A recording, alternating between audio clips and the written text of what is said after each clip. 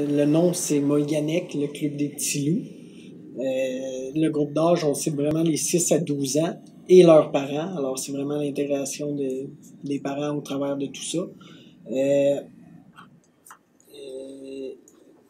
Mis à part l'aide aux devoirs, il y a des activités qui sont faites qu'à ce moment-là, on ouvre à la communauté en général pour permettre la socialisation et tout ça. Notre objectif, c'est premièrement l'aide aux devoirs, oui, les aider dans les matières scolaires, mais en plus, on rajoute des activités de lecture pour vraiment améliorer. On sait que souvent, il y a des difficultés plus sur les connaissances des mots et des choses qui ont pas été dans leur culture nécessairement de bas âge. Alors, on essaie d'intégrer des choses qui vont être communes, plus utiles pour faire l'école, finalement. À ce moment-là, on a des différentes activités qu'on va aller chercher, des compréhensions de texte, un peu d'écriture, mais on s'axe beaucoup plus sur la lecture qu'autre chose. À part ça, on essaie de faire travailler avec des images pour les faire verbaliser, dans le fond, qu'est-ce qu'ils voient, qu'est-ce qui pourrait arriver. Travailler l'imaginaire aussi beaucoup c'est vraiment essayer de les outiller pour qu'ils soient en mesure de plus facilement faire leur parcours scolaire par la suite, et c'est ça. On peut dire que de façon générale, les objectifs du projet et dans le fond du développement communautaire ici au Centre d'amitié autochtone, c'est de la réussite éducative, d'améliorer la réussite éducative, la persévérance scolaire. Aussi, on vise la participation citoyenne, les bonnes habitudes de vie ou de santé et l'affirmation identitaire et culturelle. On vise aussi à développer des activités qui sont des activités pour un bon soutien social et l'appartenance sociale aussi, parce que beaucoup d'Autochtones se retrouvent en milieu urbain, un peu coupés de leur communauté d'appartenance. Fait qu'en ville, on essaie de recréer un milieu de vie autochtone qui est significatif. Leur laisser se réapproprier leur culture, leurs valeurs qui ont été transmises dans les communautés, des manières de faire qui sont plus distinctes des communautés autochtones. On sait que la nature est très importante.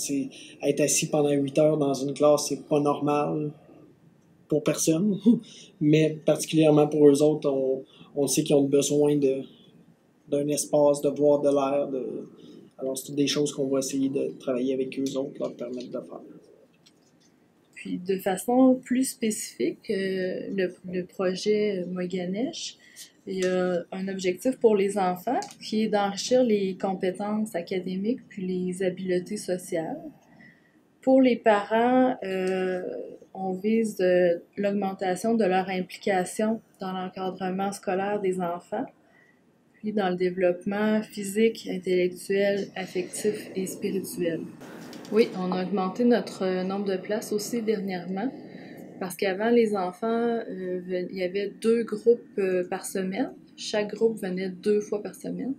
Là, maintenant, on a 3 groupes. Il y en a un qui vient 2 fois par semaine, puis les autres, les plus jeunes, parce qu'on les a priorisés, là, les enfants du premier cycle, ben dans le fond, c'était pour leur permettre d'accroître leurs compétences générales et d'acquérir le minimum avant de commencer et d'être plus autonome au cours de leur parcours scolaire. Mm-hmm. Puis, fait que là, on a 27 places dans le fond. Fait qu'on rejoint. Il y a toujours, en cours d'année, il y a toujours des départs et des arrivées. Fait que finalement, on se retrouve à peu près à servir 35 enfants par année. Non, à tous les jours, on aide des enfants en anglais parce que nos intervenants sont en mesure de le faire. Ça aussi, avant, on les accueillait seulement le lundi, les élèves anglophones. Puis maintenant, on les accueille vraiment tous les jours. Chose à noter qui est intéressante pour le volet anglophone, les anglophones sont quand même pris en même temps que les francophones. Alors, on les prend individuellement dans le groupe pour être volet anglais, mais il y a quand même une socialisation qui se fait entre les deux. Alors, je trouve que c'est quand même intéressant à noter. Ça offre quelque chose de plus pour les jeunes.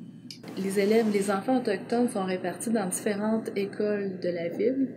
Fait que le centre d'amitié permet de les réunir aussi. Fait que des fois, quand ils viennent au camp de jour l'été, mais ils connaissent d'autres amis ou c'est leurs cousins, cousines qui voient. Fait que là, c'est une occasion, dans le fond, au cours de l'année, de se retrouver entre eux. Une chose à noter aussi qui est intéressante, on fait le transport des enfants, alors on va les chercher dans leurs écoles. Ils sont transportés tous ici, alors ça leur permet de facilement se déplacer et venir nous rejoindre. Ensuite, c'est sûr que rendu ici, on va partir de leur niveau. On n'essaye pas de rajouter par-dessus ce qu'ils n'ont pas compris. On prend à la base, puis on part avec eux autres et on construit. Alors, je pense que c'est sûr, pour un jeune, c'est plus fun. Là. Il n'est pas perdu totalement quand on parle. On part avec lui, puis on discute souvent du 1 à 1 ou en petit groupe de 2-3. Alors, ça leur permet d'acquérir plus facilement la matière et de comprendre. Puis, on offre une collation aussi à tous les jours. Ça, c'est très apprécié. Oui. Ça permet, de changer, en tout cas, de partir finir du bon la journée, pied. Puis finir pour eux autres la journée d'école. En plus, on a la plume de la parole qu'on utilise en début de pratiquement chaque session et qu'on permet aux jeunes de parler. S'ils veulent pas parler, ils ont juste à dire « je n'ai pas le goût de parler », juste nous le dire et nous remettre la plume. Mais il y en a plusieurs qui profitent et qui aiment ça. Quand ils ont la plume, il n'y a personne d'autre qui parle, puis ils peuvent parler, puis il y en a qui aiment ça. Très, très. Ouais. On essaie d'impliquer les parents pour qu'ils viennent jouer avec leurs enfants, avec nous autres, et qu'on s'amuse en groupe. On s'amuse, et au travers de ça, il y a souvent des petites formations sans nécessairement qu'elles soient officielles, mais au travers de ça, on réussit à passer des messages qui peuvent être toujours bien. Alors, c'est ça. Fait que dans l'organisation des journées de congés scolaires, on intègre des journées d'activités communautaires avec des aînés ou avec d'autres membres de la communauté. Fait que ça donne un incitatif de plus aux parents de participer avec leurs enfants. Fait que tout le monde trouve leur compte, là. De plus, on essaie d'utiliser les ressources qui viennent du milieu aussi. Je pense à la semaine, il y a 2 semaines, on a fait venir une conteure de Picogab. Alors ça, c'est intéressant, tu sais, puis ça leur fait voir des modèles de leur communauté qui ont réussi. À part ça, on a eu un trappeur qui est venu nous apprendre durant la même semaine à faire du trappage. Après ça, on a pu aller récolter les fruits du trappage. Alors, c'est quand même intéressant. Ça leur fait voir vraiment, selon leur culture, des choses qu'ils peuvent faire. Un excellent programme doit intégrer les savoirs autochtones, la culture, les valeurs, les manières de faire aussi des Autochtones. Ça implique une approche vraiment holistique, générale, qu'on va toucher toutes les sphères de la vie finalement. On ne va pas juste faire une chose spécifique. Il faut qu'on intègre les personnes autour qui ont une influence, intégrer les lieux qu'ils fréquentent, tout ça. Il faut vraiment y aller à large. C'est sûr que les taux de présence, on y accorde une certaine importance. Ensuite, on est à l'affût aussi d'exemples. Par exemple, si on se rend compte qu'il y a de plus en plus d'enfants qui démontrent de l'affirmation ou de la confiance, ben ça, pour nous, c'est des signes qui parlent.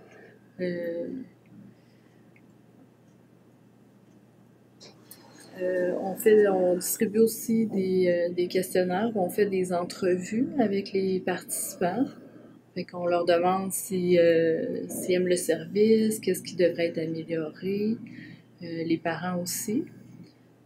Aux parents aussi, on s'intéresse à voir s'il y a eu une amélioration des résultats scolaires aussi. Fait que s'il y a des enfants qui se maintiennent leurs résultats ou les améliorent. Ça peut être des signes que nos démarches fonctionnent. Mais... Oui, je suis en lien des fois avec les éducatrices, c'est sûr que oui. Ou même, il y a des enseignants qui m'appellent des fois pour des problématiques, des choses de même. Alors, on peut travailler en équipe, je peux les référer à d'autres collègues qui sont dans le volet plus social. Mais oui, j'ai des bons liens avec les enseignants. C'est sûr aussi, cette année, on a eu accès à beaucoup de plans d'intervention qui ont permis qu'on concorde nos efforts dans le même sens. Que, à la place d'aller chacun de notre bord, on peut travailler ensemble. Je trouve que c'est quand même gagnant. Oui, j'ai parlé avec une direction aussi dernièrement qui avait l'air très, très enchanté de l'idée des nouveaux logements pigeatés et tout le changement. Ça impliquait beaucoup son école, puis il y avait une bonne ouverture de leur part, puis je pense qu'ils sont là pour travailler avec nous autres. Alors, il faut en profiter, puis il faut que les gens de la communauté en profitent aussi. Les enseignants apprécient qu'on offre ce service-là parce qu'il y a une majorité d'enfants qui ne font leurs devoirs qu'ici avec le service d'aide aux devoirs pour toutes sortes de raisons. Dans le fond qu'on n'a pas à juger, là, mais les réalités difficiles des familles qui fait qu'ils sont comme en survie pour la plupart, là. Souvent, il n'y a pas la priorité. Ouais, c'est ça, c'est pas la priorité dans leur routine ou dans leur vie. Fait que, c'est ça, les enseignants, c'est ça, ils sont vraiment contents quand leurs enfants ont une place à l'aide aux devoirs parce qu'ils prennent pas de retard à l'école, en tout cas. C'est ça. Quand il y a beaucoup de retard, quand les enfants font pas leurs devoirs, mais ça a un impact négatif après ça dans leurs résultats. Initialement, je pense qu'il faut revenir vraiment à la base de la sécurisation culturelle. Il faut qu'ils se sentent bien dans leur programme d'études. Il faut tenir compte des individus qu'on a devant nous autres. C'est très humain. C'est moins axé vers la performance. La performance va venir, mais on commence avec l'être humain devant nous, puis qu'est-ce qu'il a vécu, puis comment que ça a été sa journée. On part vraiment de la base, je crois, puis c'est important pour un enfant. On se le rappelle, c'est des enfants. Il faut vraiment partir à ce niveau-là, ça l'aide beaucoup. Ben, c'est sûr qu'on aimerait vraiment qu'il y ait plus d'Autochtones sur le marché du travail. Puis une meilleure aussi participation citoyenne, que les jeunes puissent vraiment participer là, comme prendre leur place. Oui, prendre leur place. Être influent. Une meilleure visibilité, puis qui pas seulement qui intègre la société, mais qui la change aussi. Oui, qui la mette à leur image. Oui. Qui ait de l'affirmation identitaire, mais qui soit capable de ne pas seulement faire de la revendication, mais vraiment d'apporter quelque chose à des groupes qui sont déjà actuellement là, mais qui vont pouvoir s'impliquer puis apporter leur couleur. Alors, je pense que ça peut être très bien pour eux autres, pour leur identité. Ça serait très bénéfique. Les stratégies qu'on veut développer, ils reposent sur des consultations avec les jeunes, avec tous les membres de la communauté, même les aînés. Puis les aînés ont un rôle vraiment important en matière d'éducation. Ils sont reconnus comme étant les responsables de la transmission des savoirs, là. Fait que faut le considérer, là. Puis, il y a eu une coupure dans la transmission des savoirs à cause des pensionnats, de toute l'histoire. Puis, il faut qu'on soit capable d'aller chercher l'expertise qui a été perdue. Puis, nous-mêmes, on l'a pas. On l'a pas tant, on doit la retrouver puis la revitaliser. Autant les savoirs culturels que la langue, là, tout ça est à reconstruire. Quand on a travaillé sur un projet pour les herbes médicinales, en allant cueillir les herbes, ben les aînés graduellement se rappelaient de certains savoirs. Fait que c'est dans l'action aussi que les savoirs reviennent puis que, dans le fond, plusieurs prenaient conscience que finalement, ils n'avaient pas tout oublié, puis qu'il y avait moyen de retrouver un peu, puis que chacun apporte sa petite part de connaissance, puis de reconstituer les savoirs qui étaient plus importants, puis plus globaux.